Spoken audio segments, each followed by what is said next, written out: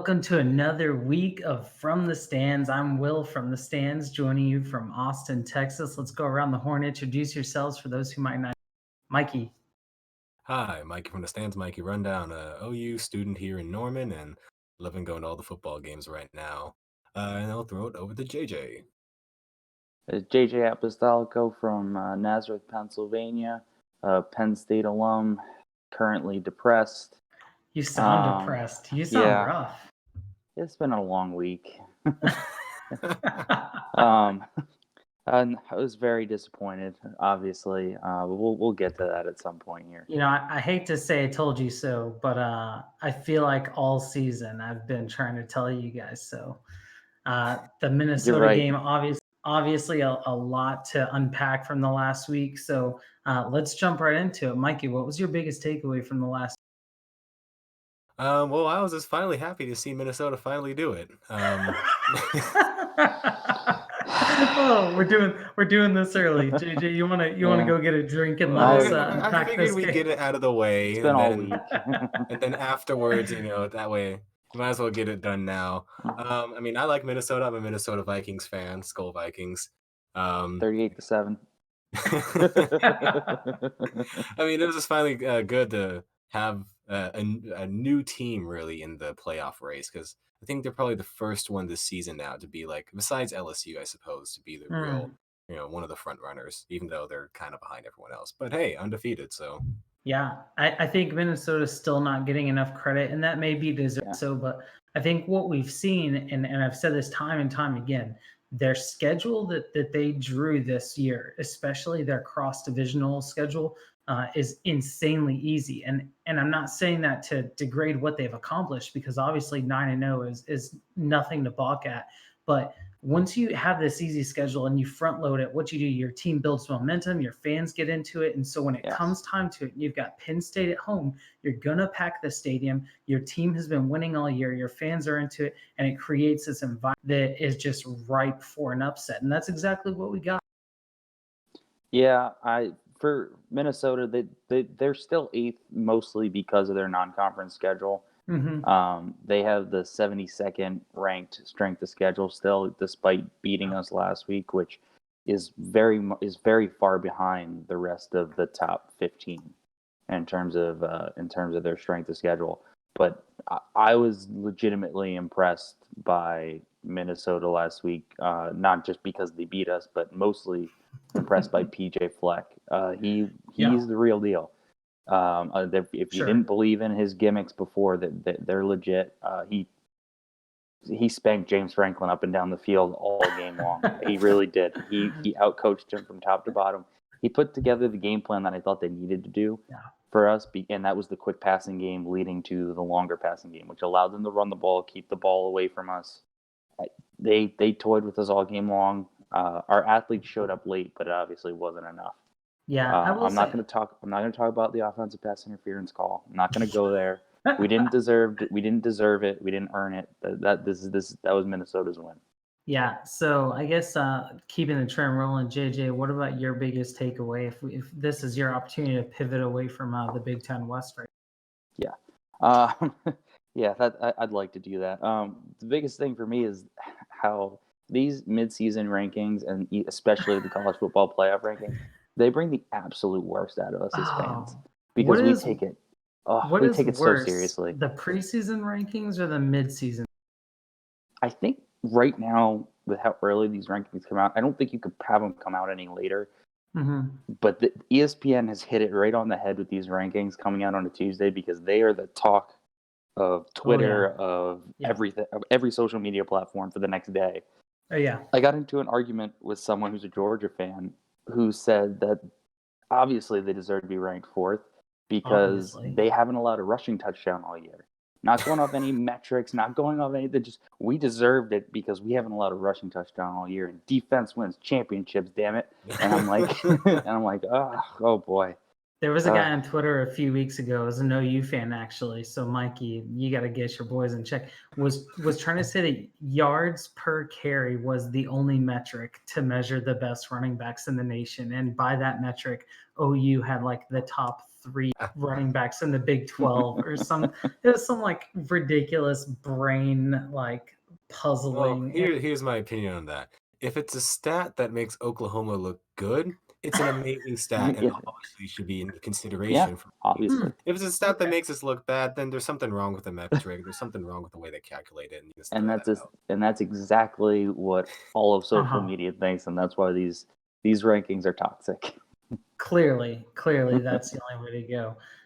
So I really like these rankings. I think they're I like that they come out this late. I don't think they should come out any earlier. But I thought the biggest thing that I thought was interesting was just how reactionary everything came after the first playoff rankings came out. So case in point, Oklahoma State wasn't ranked 2 weeks ago. The playoff committee ranks them 23rd. They have a bye, and now all of a sudden they're 25, and the AP is like, really, like, I feel like everyone is kind of using the playoff rankings as the measuring stick. To be perfectly honest, it really are the only rankings that matter at this point.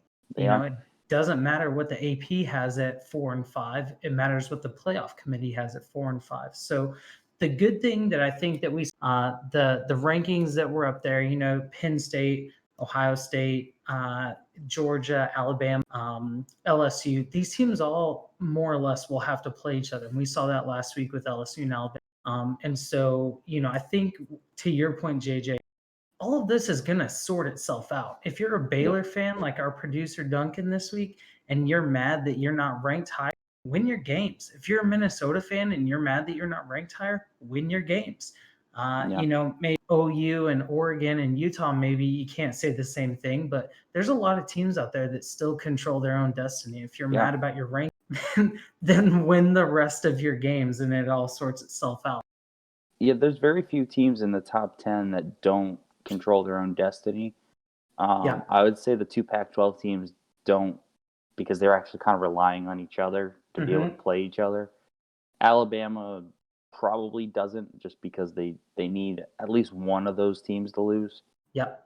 And then you still have Oklahoma controls their own destiny. Penn State still controls their own destiny. Minnesota does. Really, it's just the 2 Pac-12 teams that don't. Everybody else, you win out, you're pretty much in. Yeah, man, no doubt. All right, guys. So before we get into this week's action, let me remind you of the social ways that you can follow us throughout the week. Obviously, you're watching us on YouTube right now. We're streaming live for the second week in a row. Very cool stuff there. We've got the Facebook page that we're looking to pick back up. But really, if you want to find us, the best place to find us is going to be on that Twitter feed, especially throughout Saturdays. I feel like we've done a pretty good job posting live updates or replays, some, a little bit of banter back and forth. So be sure to like and subscribe here on YouTube, follow us on Twitter and everywhere else, and check out our newly launched website at fromthestands.us. Looking to definitely start to fill that out with a lot more content. So what do you guys say? You guys ready to jump into it, this week's game? Yep. Yeah, let's do it. All right, let's tee up the noon shots and chasers. Big games we've got for our shot. Tulane at Temple. Couple of interesting notes here. Tulane has never beaten ever, period. Last year it was 31-0. Temple won that game. Do you guys think that changes this week in what has shaped up to be a really exciting American athletic conference? I think that they don't. But I want to first give credit to Tulane for having the best season that they've had in over 2 decades. They have positioned themselves to potentially win 10 games this year if they win out and win their bowl game.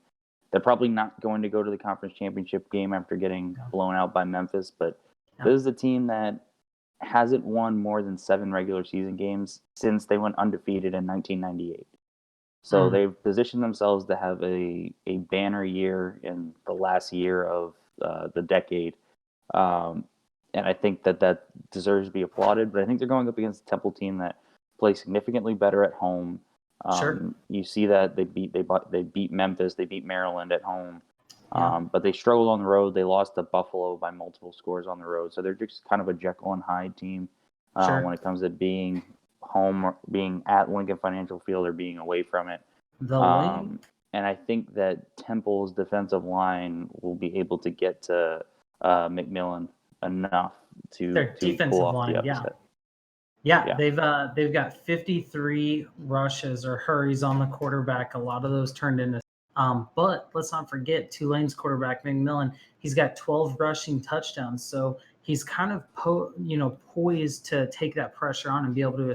12 touchdowns, by the way, the third most in the nation for a quarterback. Mikey, what do you think about this game? I'm really excited to see how Temple's going to do. I think that Tulane is going to be Tulane. There's not going to be a whole lot of difference there. But what Temple really does is, I think, going to be the main interest of. Yep. Because Temple, since that Maryland game, before that Maryland game, no one really thought a whole lot of them, if I recall. Yeah. I certainly didn't. I just Sure. thought, it's Temple team, whatever. And that Maryland team was rolling. Everyone thought, it should be an easy win. And then it wasn't. So I think since then, the tides have turned for Temple, and they should be riding on a high still, even with the losses they've accumulated so far. I would probably go with Temple just because I just have that bit of a feeling. But Tulane, they can always do it. I mean, Tulane, they're 6-point favorite in this game. That game, by the way, at noon on ESPNU. JJ, who's your pick on this? Are you gonna take Temple outright? Like Mikey, I'm definitely gonna. If I was gonna bet on the game, I'd definitely bet Temple to cover just because I think their defense will keep it close enough. And I'll lean to Temple to win the game just because they are at home and they do play significantly better at Lincoln Financial Field than they do away from it. Okay, now Mike, are you taking the points on this one, or do you think you got Temple outright? I'm gonna go with Temple outright. I'm feeling it. Not quite sure why. I never really have good reasonings. If you ever ask me why I think a certain way, I'm never gonna give you a good reason. But I just got a feeling Temple will pull it off. It's great. I like Tulane in this game. I think what they've done this season has been. I contend that the American Athletic Conference is still the most entertaining conference to watch. Absolutely. It has been. You've got some conferences like the ACC where every team can beat each other because they're all kind of mediocre. The AAC has a different problem where every team can beat each other because they're all pretty good. And so it's made for a really great season. All right, the chaser here on CBS at noon. Florida 6.5-point favorite at Missouri. Mikey, tell me about Florida, Missouri. Well, I think Florida is having a much better season than people thought they would at the beginning of the season. Missouri is having a little bit worse of a season than they thought since the whole Kelly Bryant. Yeah. I feel like everyone thought that was going to work either fantastically or it was going to go tragically. Yeah. Right now, it's a little bit more on the tragic side. But, I mean, there's always a chance for them to turn it around. Florida has been looking pretty strong. They're not one of the top dogs in the conference, but they're up there. Sure. They're on track for an Outback Bowl against Michigan. Against Michigan, as is tradition. You've got, Florida's got a great passing offense, 25th in the country. In Missouri's, their defense is really what's been the star of the show for this season since their offenses have had its trouble. So, it's going to be a classic game, offense, defense, fairly evenly matched in the same conference. Yeah, really interesting. Florida's passing offense significantly improved over the past 10 years. Right now, 25th. If they finish at 25th, that'll be their best finish since 2010 when they finished 79th. And that was in 2006. They finished 79th in 2016, but this would be the best finish since 2010. So really this entire decade, not being able to throw the ball well. And whenever you think about that in the context of it, it's Kyle Trask. Is kind of interesting because I haven't been impressed with Kyle all season. There's a lot of criticism about his arm strength, and I think it's justified. But like you said, Mike, in Missouri only allowing 147 yards per game through the air. So it'll be interesting. What I think is the big takeaway here, this is the first game Missouri's had at home in 35 days, which is the longest. That's a long time. That's a long time to not have a home game. But good news for Missouri, they're undefeated at home, and they're only giving up 11 points per game. So I think, if the fans haven't forgotten there's a football team, which they may because they're not going to a bowl game. They haven't been particularly good. But if the fans show up, this could be an interesting game and maybe even an upset. JJ, what do you think? I don't see an upset. No. I think Missouri. Well, first of all, Kelly Bryant has to play. Yeah. He didn't play against Georgia, and we saw exactly what happened there. They got shut out. Yeah. So if he's still injured and can't go, I mean, Florida's deep. I know Missouri's defense is good, but Florida's defense is probably just as good, if not better. So they're going to need Kelly Bryant to play despite his struggles because he's better than their other options. But I think it's a really weak opening to what our 3:30 game we're going to talk about is also on CBS, Georgia and Auburn. Mm-hmm. It is a weak opening to that for a doubleheader. Way to spoil it. All the people viewing live. Oh yeah, no reason sorry, to stick around now.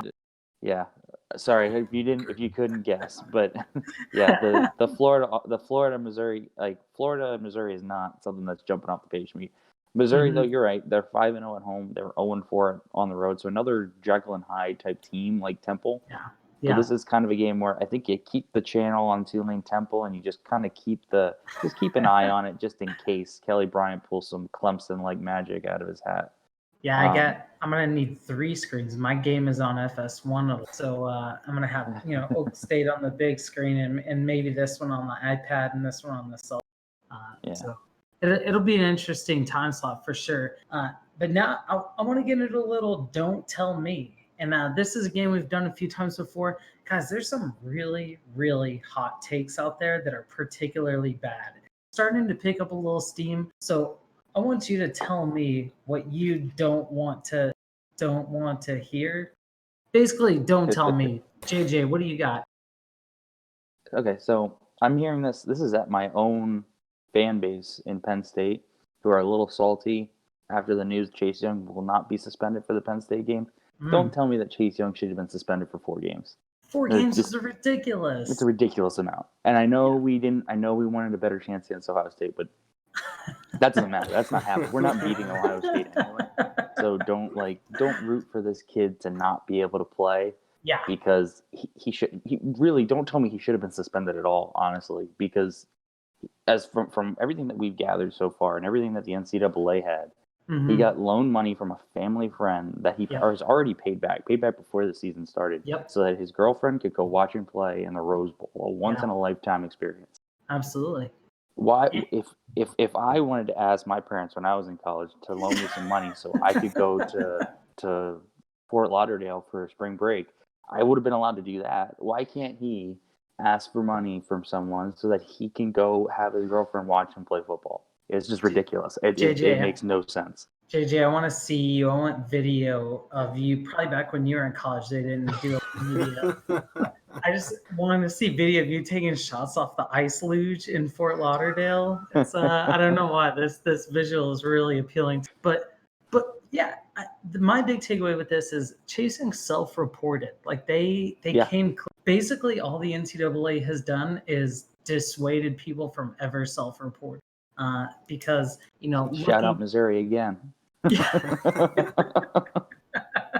And so, but here's what I do think it's kind of funny is the 2 games he's suspended for Maryland, who they beat by 57 points, and then Rutgers. Like, oh man, Ohio State's really in trouble, like losing. Yeah.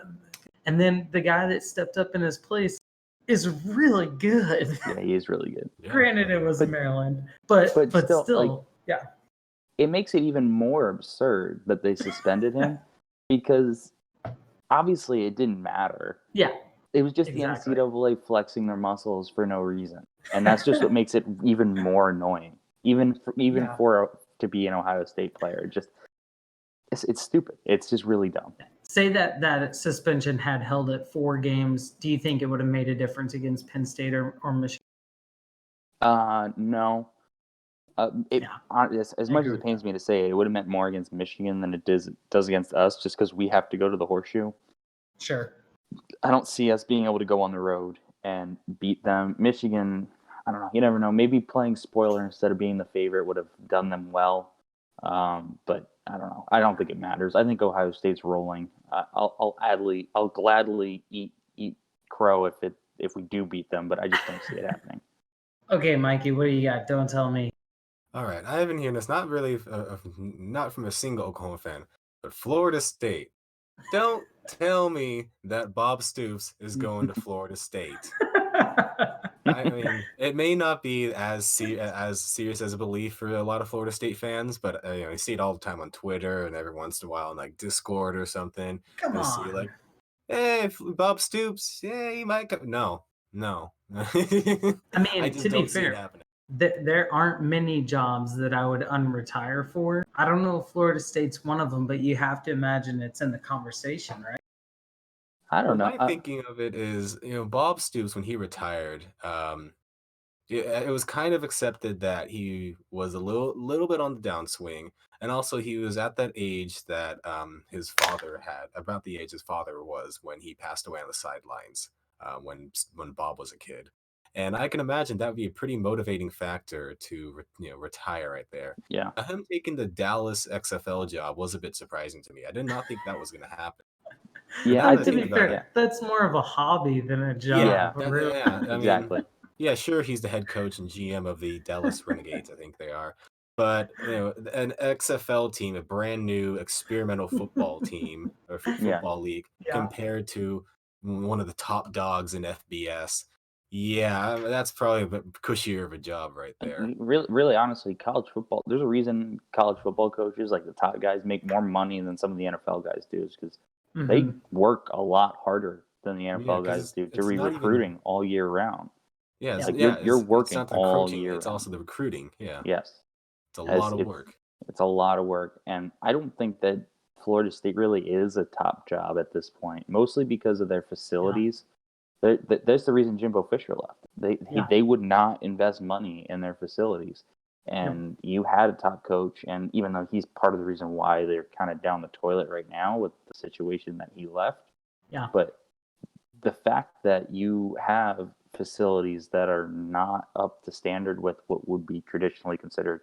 I mean, they're not quite a blue blood, but they're pretty close. For them to not be up to par to some of these other schools, I don't see someone like Bob Stoops going there. Yeah, absolutely. I could see Mike Stoops going, though. That would be interesting. Yeah, I'll give you Mike Stoops before I'll take Bob Stoops. Okay, I got one. We'll make it real quick because I hope we can all agree on this. Guys, don't tell me Chuba Hubbard doesn't deserve to be invited to the Heisman.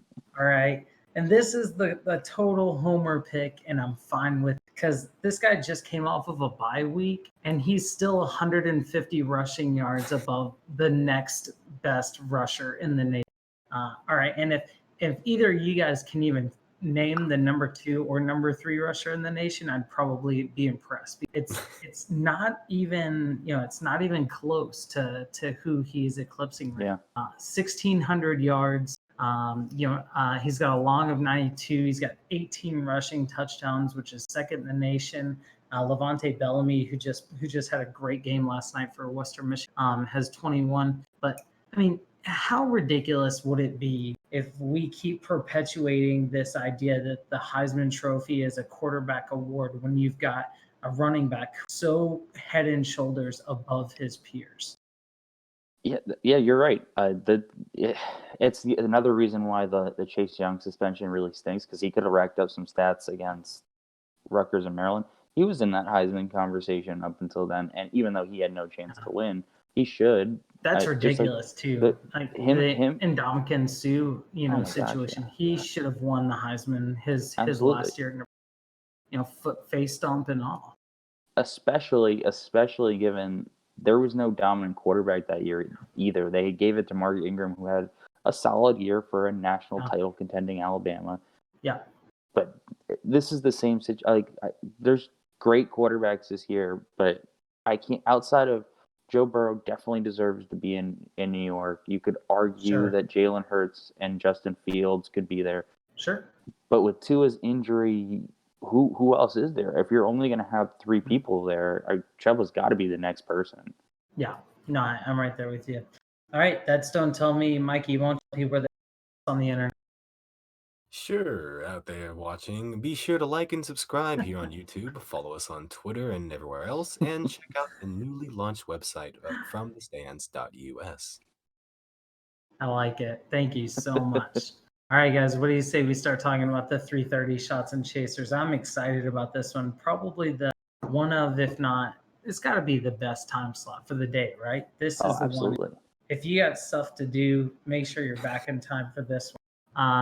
Our 3:30 shot on Fox, Iowa, taking on Minnesota. Iowa 3-point home favorite in this one. Last I checked, they've got 3 losses this year. But let's look at who they were against. Number 10 Penn State, number 19 Michigan, number 16 Wisconsin. All of which have a combined record of 22-5.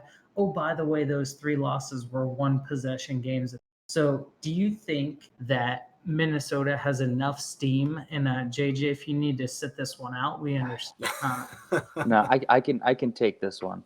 Do you think Minnesota has enough steam to keep the boat rowing, or are they sinking? I this is tough to I think they do, mostly because I don't trust Iowa's offense enough to put up points. Because despite how good Iowa's defense is, Minnesota's offense is going to score, and they're going to score regardless of being at home or on the road. They're going to score, and I think this line is a typical line for a team coming off an emotional win. Typically, is going to have a letdown in the next spot, but I don't think that this. I think that when you have a team that has a coach as special as PJ Fleck against a coach that is as ordinary as Ferentz is. Hey, I think ordinary is what Iowans like, right? Yes, I mean, I think they would. A lot of Minnesota fans said it took a while to warm up to Fleck. The Midwestern people like their tough, gritty guys, but going 9-0 can change some opinions, I guess. But yeah, I think that the coaching mismatch is enough here that Minnesota and their offense can still pull out a victory. I think it'll be close. I don't think they're going to run away with it by any means. The only way that I think they do lose is if they are coming out a little bit flat because of the emotional victory they had over us last week. Sure. Okay. Yeah, I can see it. JJ, what do you think? Well, Minnesota, Iowa. I mean, it's really. I'm not a very. This game feels like a Big 12 fan's nightmare. It might end up being. Yeah, I mean, I'm thinking what do I know about the Big Ten that I could, but what can I say that won't sound like me bashing it? Because I could be like, well, yeah, it's a game that could end 3-2 or something, but. We're 6-4. The SEC is 3-2. Get it right. Okay, there you go. Actually, no, the SEC doesn't play defense now. And Virginia Tech, Wake Forest is 0-0. All right. Yes. One thing that is interesting: Minnesota in their Big Ten games this year, they've only trailed for 10.5 the entire season. I think that they're doing it the right way. I think the offense is playing well enough. I think that quarterback, the young quarterback they have, is at Taylor. He's improving. I don't think he's good particularly, but he's good enough. He's doing the job that they need him to do. The defense is holding on. I've been on Minnesota all season. I'm not going to stop. I mean, I like the main thing I've been seeing Minnesota doing is that they take an early lead and they try to hold on to that for dear life. Yeah. And I think that in the Big Ten, that's a bit more of an effective strategy because there's not as much, breakout plays that ties up the score or something. Especially not in Iowa. Yeah, definitely not in Iowa. You're right, but I think that's a little bit of a dated. It's a little bit of a dated take about the Big Ten. Well, yeah, obviously, but But I think if Minnesota comes out in the first offensive drive, they come out swinging, they score almost right away. I think that pretty much is going to lock them in for a win. Yeah, just by the way they've been doing it. So a lot of people are looking at our chaser here, the CBS game of the week, Georgia at Auburn, and going, Georgia Auburn is your chaser? Let me give a quick shout out to Jeff, who puts together our shots and chasers every week. What we do is we look at all the games in the time slots and we rank one through whatever, through, based off of our own personal biases, which is a tenet of the show. And that's how it worked out this week. So if you want to be mad at somebody, you can send Jeff a message, send us a message, and we'll get it to Jeff. And, make sure he gets thrown under the bus nice and proper. So the chaser here, Georgia Auburn, guys, what do you think? Do you think Georgia is going to show the country why they're number 4 in the playoff polls, or do you think Bo Nix and Auburn have enough to take Mikey? Well, Georgia, since their loss to South Carolina, they've been dominating since then. Their last game, they blanked. Who was it? Missouri, 27-0. They blanked Missouri. Auburn has been looking pretty much unstoppable for a while. Sure. I mean, I don't know how much confidence I can put into an Auburn team, but for what I'm seeing, they're doing pretty well. Personally, I think that Auburn's going to give Georgia a lot tougher time than they would like. Georgia's offensive troubles have they weren't so evident last week, but Fromm at the helm is not really the answer they're looking for, and I think not what they expected. Line is going to give them a lot of trouble. I don't know. See, I almost talked about this on Don't Tell Me. Jake Fromm is not a bad quarterback. He's not a bad quarterback. He's not going to put up insane yards, but I like Jake Fromm. Jake Fromm's the kind of guy that I would let date my daughter if she weren't 14 months old. I like Jake Fromm. And I feel like he takes a lot of flack. But let's remember, Georgia has one of, if not the best defense in the country. They're actually second nationally in points per game. They have the number 4 rushing defense in the nation, the number 5 total defense. They've only allowed 91 points all season long.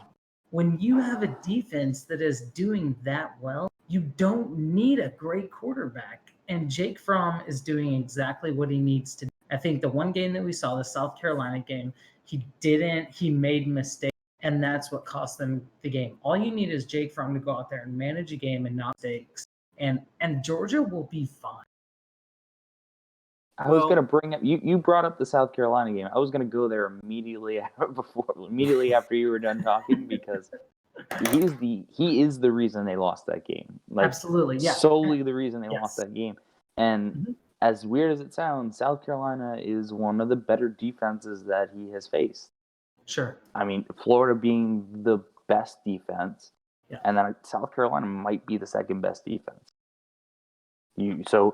I think Auburn now will be the best defense that they face to this point, and they will not be able to run on Auburn like they were able to Florida, and that's going to be the issue. Fromm is not going to be able to just manage the game.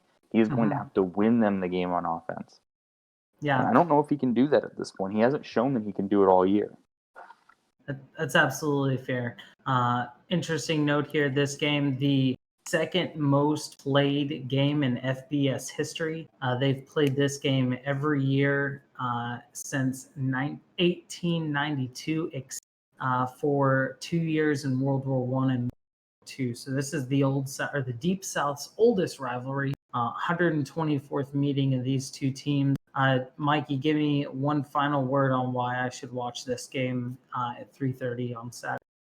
If you like defense, then this is the game to watch. Yes. That's it. All right. I like it. There it is.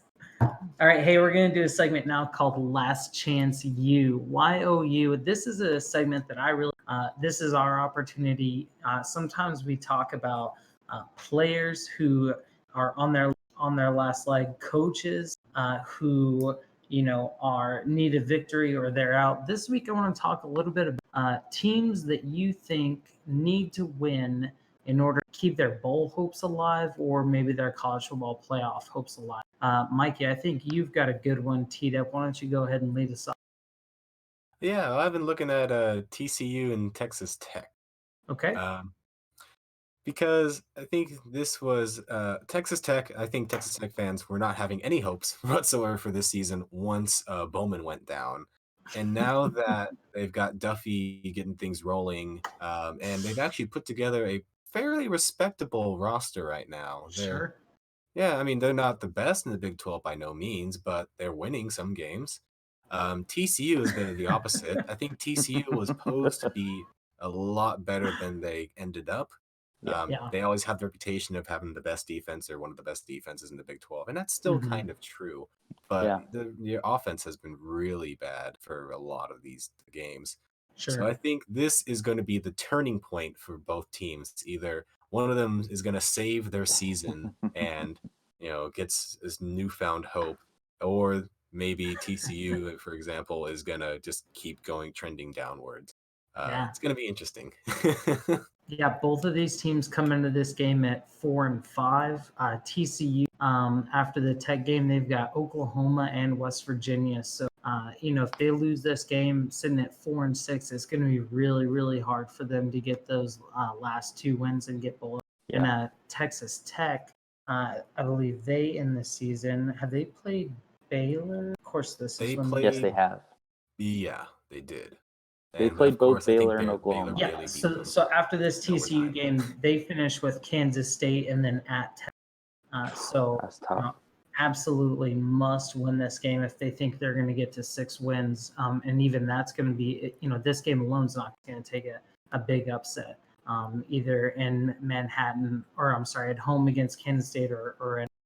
So, JJ, who do you like in this game though?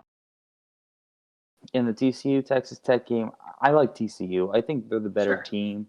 I think they have the better defense, and I think that's what ends up winning out. Although it does scare me that they have to go to Lubbock. Sure.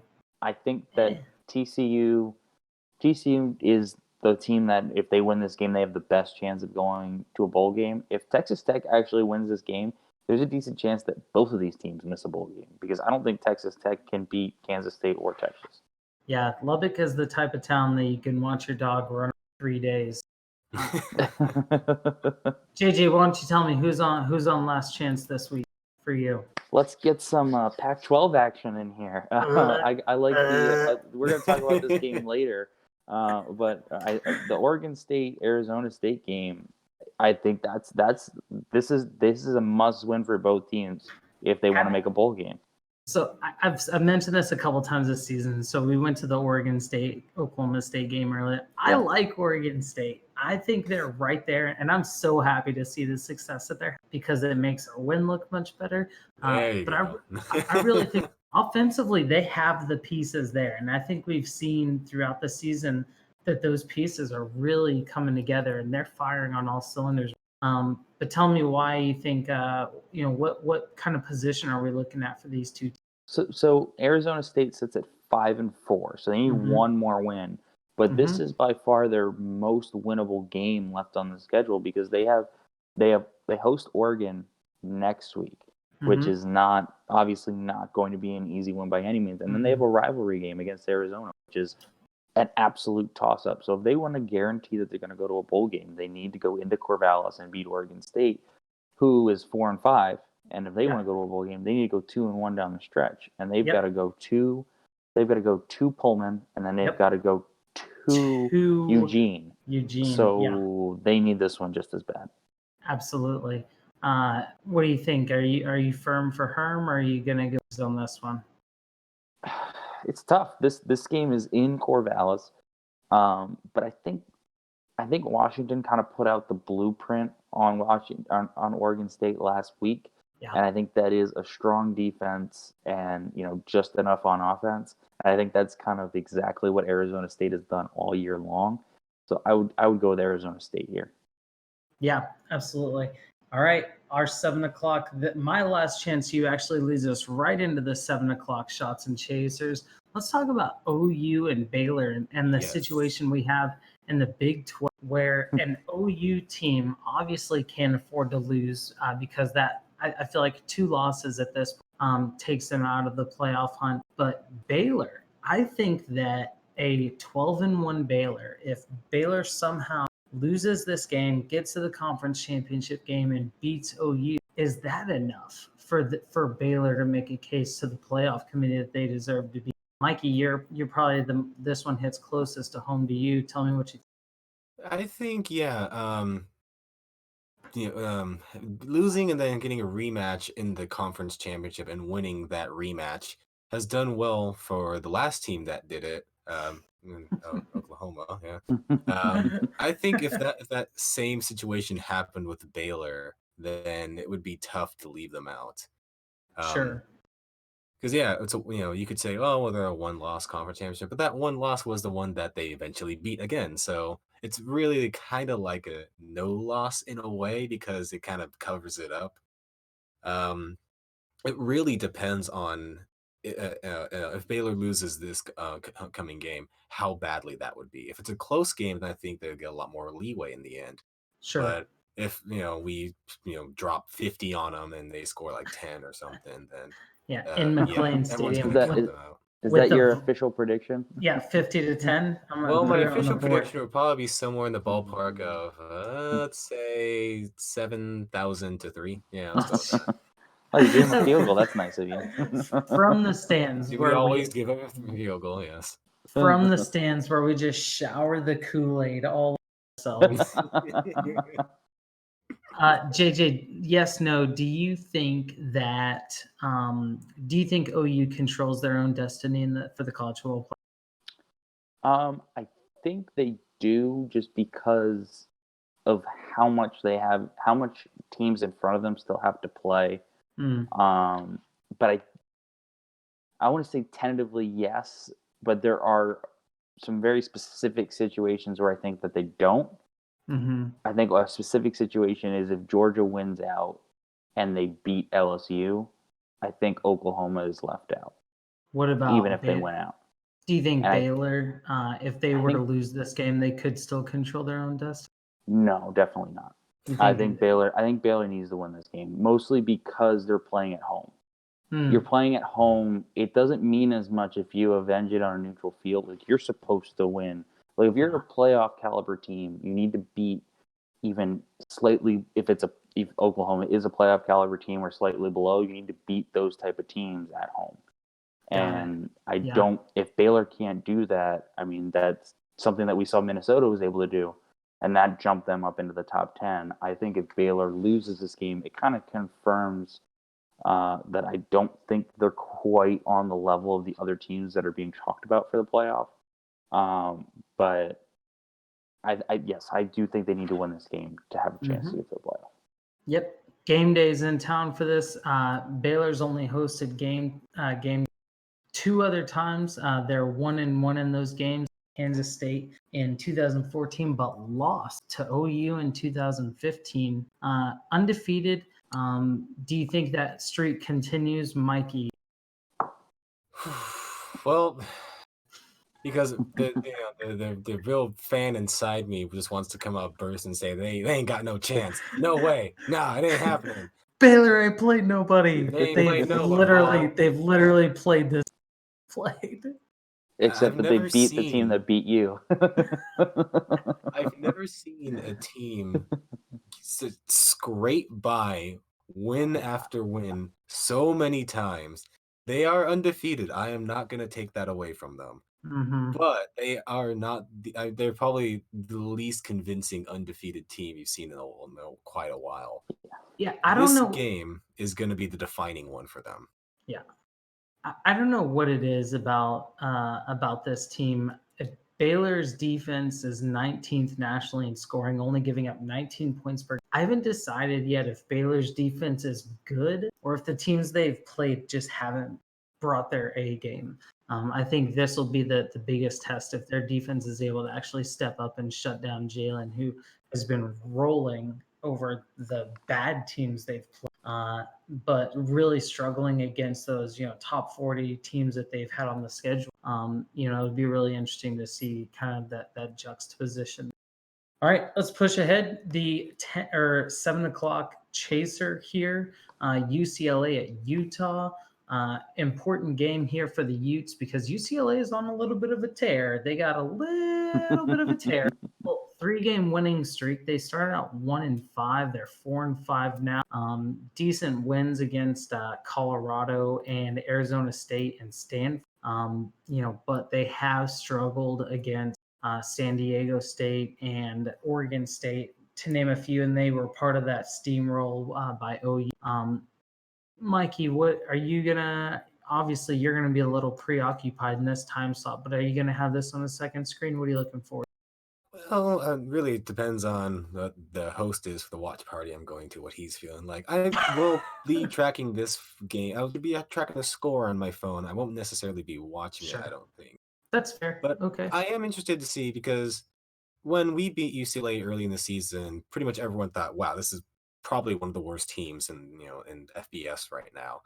And now no one's really saying that anymore. Yeah. They're not great, Yeah. but they're third in the Pac-12 South. They've got some wins together, and they could have the potential to, pull off an upset here.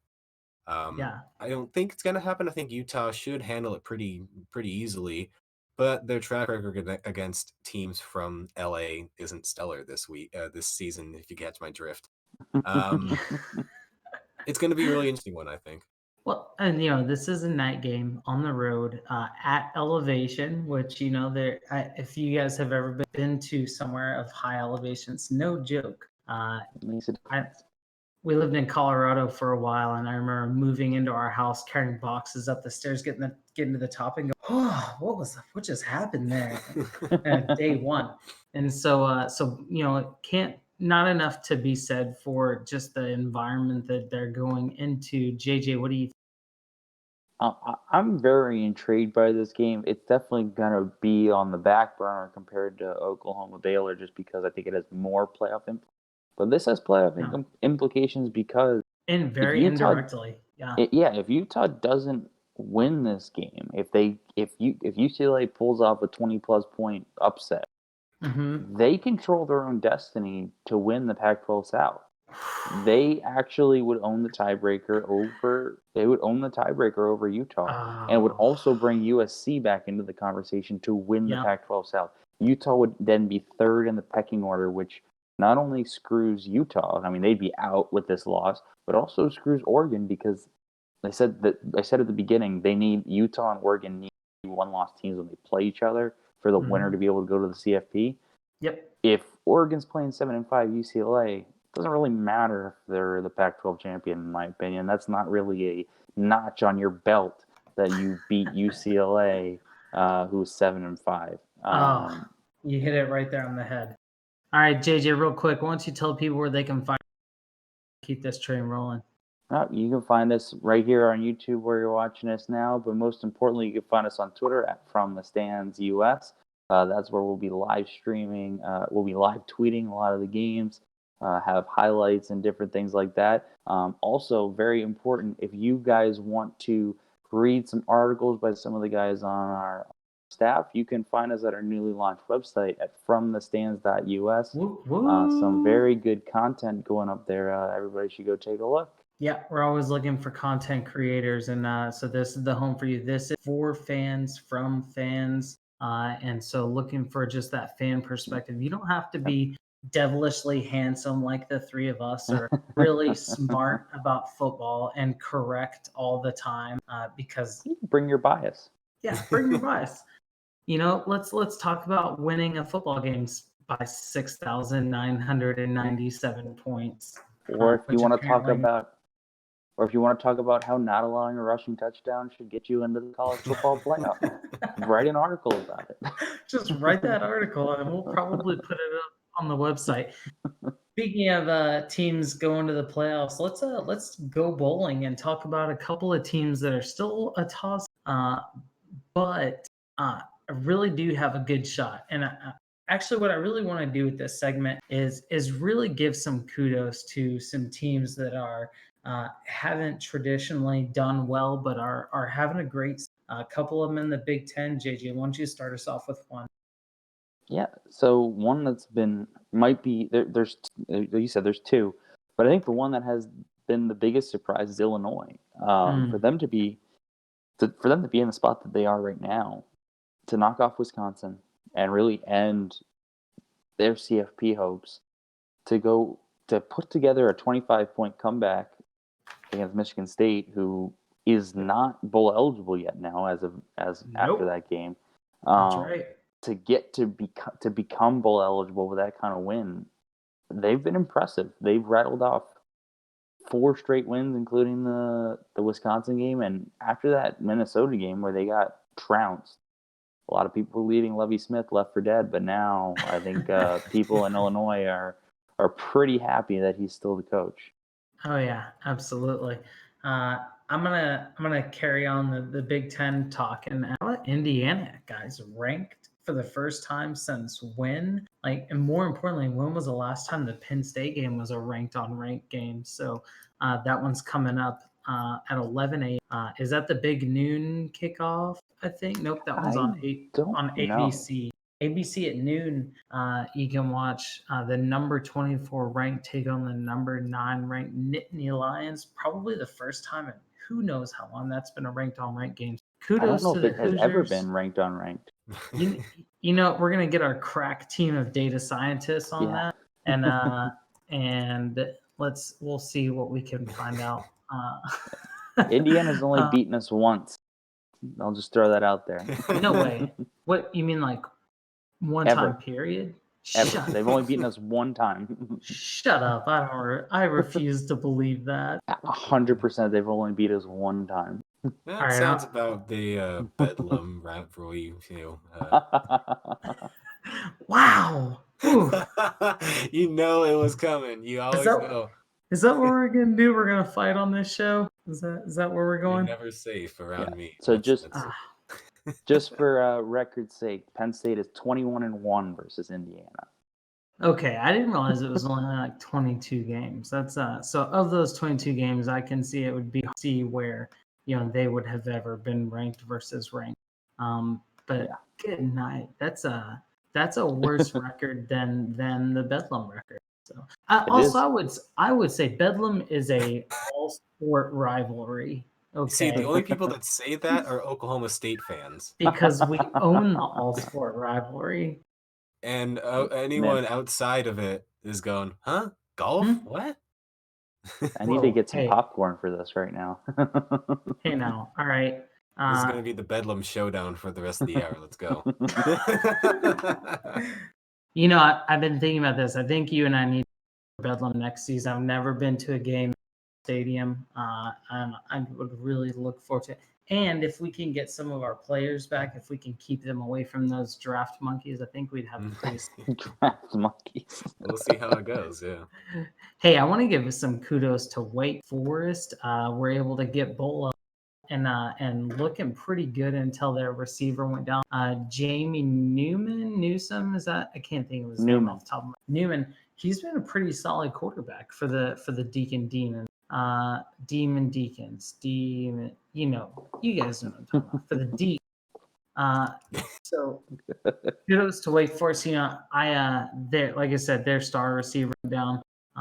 But they've looked pretty good. They're second in the ACC Atlantic, which I don't think anybody saw coming into this season. And what's really nice about what they've got going on is they've only got to play Clemson once, and not all the teams that just as crazy as the ACC Coastal has been. There, we may see a situation where Clemson has to go back and play another one of those teams that they've already beat, which I don't think anybody wants to have to play Clemson. Honestly, the best place to be right now is second place in the ACC Coastal, because you're still going to a bowl game, and you don't have to play Clemson in the conference championship game. Yeah, you could end up getting to go to an Orange Bowl game by default. Yeah, exactly. ACC Coastal, huge implications. Pittsburgh and UNC are playing. Mac Brown's done a crazy job out there. Got them at 4-5. That could have been a pretty solid spot for last chance UNC, but I think that might be the Thursday night game. If I'm not, oh no, they're playing right now. Pittsburgh's up 24-10 as we speak. 2 minutes left in the third. So someone once said, "Don't sleep on Pitt," but it looks like UNC didn't get that memo. All right, let's push ahead. 10 o'clock shots and chasers. What do we have here? Arizona, Oregon. Again, same kind of thing. We were talking about this is at 10 o'clock on ESPN. Same deal here. Oregon and Utah are really relying on each other right now to kind of win. And make sure that they face each other. Otherwise, we're going to run into a really bad situation in the Pac. But Mikey, what do you got on this game? If you aren't drowning your sorrows in your Baylor loss, are you going to tune into this? I think so. I like to watch Arizona play. I've always had an affinity for their quarterback right there. And Oregon, is one of those teams where you like to see them play, and you kind of hope to see some chaos because who doesn't love chaos when it's not happening to you? It could definitely help Oklahoma. Yeah, that's very true. I don't think that Arizona really has the team right now to pull it off.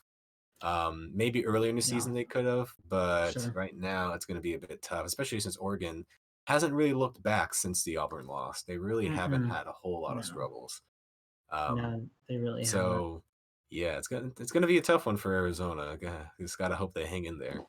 Hey, do you guys remember 7 weeks ago when Arizona was 4-1, and here we are now? They're 4-5. Arizona's on a 4-game skid. I don't think that improves this week. I think Oregon been rolling, and we live to fight another week of complaining. Is the Pac-12? Honestly, I don't see a situation really where Oregon doesn't win out. The scrappy underdog State, who wouldn't love to see them kind of win that rivalry game? But I think Oregon goes ahead and wins. JJ, kind of same question to you as we talked about earlier. Does Oregon control its own destiny here in the for the college football playoff? Yes, they do. Do they? I think they do. Again, I think the wild card here is if Georgia wins out and beats LSU in the SEC championship game, because it's in that case you have to talk about leaving LSU out for any other team, which in my opinion, this might be an unpopular opinion to some, but I think if that were to happen, I think LSU should be eliminated. Mostly because it's not fair to Georgia. If you've already beaten them on a neutral field, why should you have to beat them again on a neutral field to win a national championship? Sure. So you already proved that you're the better team on a neutral field. Why should you have to beat them again? But regardless, I think that don't talk to me about rematches and national championship. I survived 2011 when we had to watch Bama LSU play again. But specifically neutral site versus neutral site, but that's the situation that, like, I can't predict how the committee is going to handle that situation. If that's the way it goes, they might leave out one-loss conference champions, and that would be what leads us to expanding the playoff. But other than that scenario, I think Oregon's definitely. And with me thinking that Auburn pulls out a win this week, I think Oregon is in if they win out. Yeah, absolutely. All right, we're gonna go to our chaser now, keeping it in the Pac-12. Who wrote Jeff? We gotta have a conversation, man, about these games. USC has California. That game is at 10 p.m. on FS1. USC 6-4. They're going to a bowl game. I think the real question here is going to be: is Clay Helton's job safe? Can he continue? Can he lose this game? What would it take at this point for USC to fire him? Because I mean, they're going to a bowl game. In a rebuilding year. What more do you? I think he's gone. Regardless, I think that they brought in a new athletic director, and he didn't exactly give a great vote of confidence. He just said that, I'm not ready to make a decision at this time, but I think a decision is coming. And I think that expectations are that he was hired to find a new head football coach. And I don't think that the loss that they had to Oregon a couple weeks ago, I think that was the moment that they knew they were going to have to move on. Because that was actually a game that they were in. They were winning 10-0, and they should have been up more than that. And they just completely pissed it away. So I think he's gone. And I actually think that they might lose this game if Chase Garbers comes back for California. Okay. Very interesting. Hey, so quick update here. Very exciting. I promised our crack team of data scientists would dig back in the last Penn State Indiana ranked game, and we found one. Fred, who literally is our data science team, 1993, the 19th ranked Penn State Nittany Lions defeated the 17th ranked Indiana Hoosiers 38-31. So there you go, 1990. And can I just say that fun fact. We haven't done many of these live shows, but the fact that we have done a live show and we said something and one of the people watching actually followed up, guys, it warms my heart. So from the stands, building our own little empire here. Honestly, this is a real shout out to the people behind the scenes that you don't see, like Duncan and Caleb, who produce us, Brian, who does a ton of work behind the scenes to get us ready for the show. Like I said, Jeff, who writes the shots and chasers. Fred does a lot of our analytics and does some the man versus machine, and just so many people who help us out week in and week out. So just thank you guys for everything that you do. I do want to go back and let's take a look at the viewer's guide for this. So Duncan, go ahead and pull us up. Here's what we're looking at this week. Of these 8 games, Mikey, I think I know what your answer is, but tell me which one of these games are you looking forward to the? Well, now that I think about it, let's go with that USC Cal. No, I'm just kidding. Oklahoma Baylor. We gotta go with. I thought you were a huge USC fan. Fun fact, I mean, actually, a little thing. Last year, I think it was, I went to my first college game since my dad used to take me to football games when I was a kid. I was in Southern California at the time, and I had a friend who was a USC fan who brought me to watch Cal play at USC. That was also the first time Cal beat USC at USC in like a long time, so I had a great time then. But yeah, Oklahoma Baylor is gonna be the pick for me. It's should be a bit of a shootout there, and it's as close to a top 10 ranked matchup as you can really get. All right, JJ, which one of these are you looking for? For me, it's just the whole 3:30 time slot. I think that's the best spot.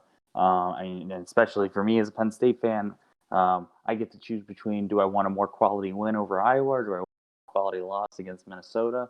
So I get to figure that out as the rest of the week unfolds. But then also Georgia Auburn, I think, is the best game on the slate. Especially like Mikey said, if you're a defense fan, is by far the best game on the slate. You're going to see some very high quality defense. And maybe if you ignore how bad the offenses are, you can just appreciate the defenses. But the 3:30 time slot in general, we're just going to flip back and forth between those two games because they're going to be great. Yeah, for sure. So Oklahoma State, Kansas kicks off at 11 a.m. I'm going to watch that with a little Big 12 and brunch, so I'll be nice and mimosa come time for that 3:30 time slot. So I'm definitely with you. That Minnesota, I've been rowing the boat all season, but that Georgia Auburn game, I think is going to be a lot of fun. And these are the games. These November games are the ones we've waited for all season, right? That who's better? Well, now they're playing, and now we're actually going to.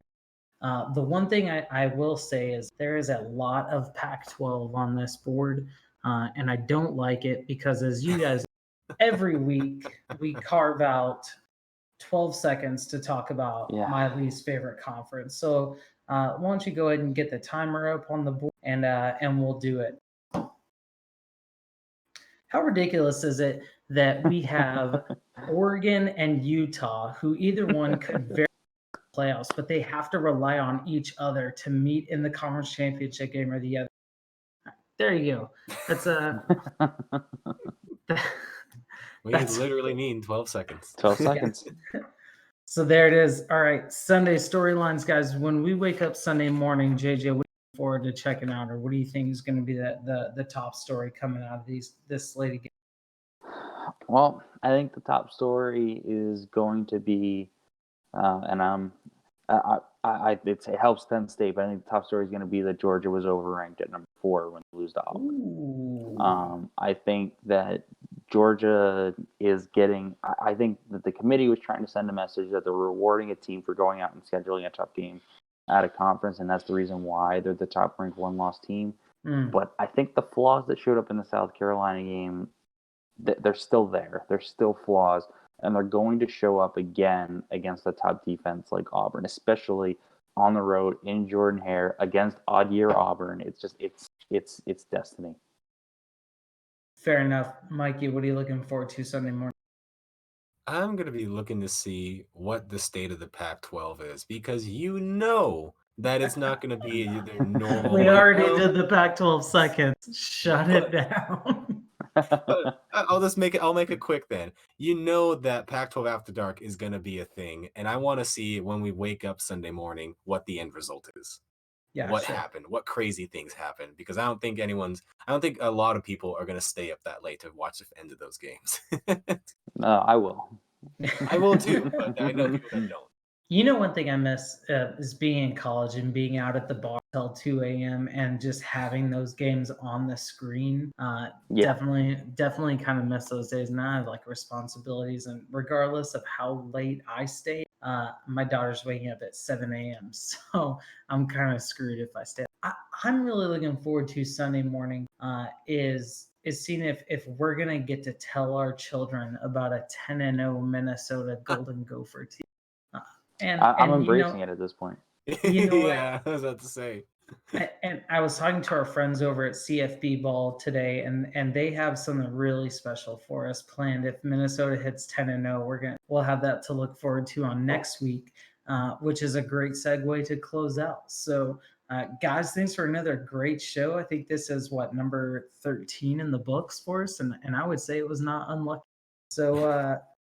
So thanks for coming to join everyone watching. Thanks for watching live and commenting and giving us that feedback. Definitely check us out on social media and make sure to like and subscribe. And we're really looking forward to doing this with you guys again soon. Have a great Saturday, and we'll see you next time.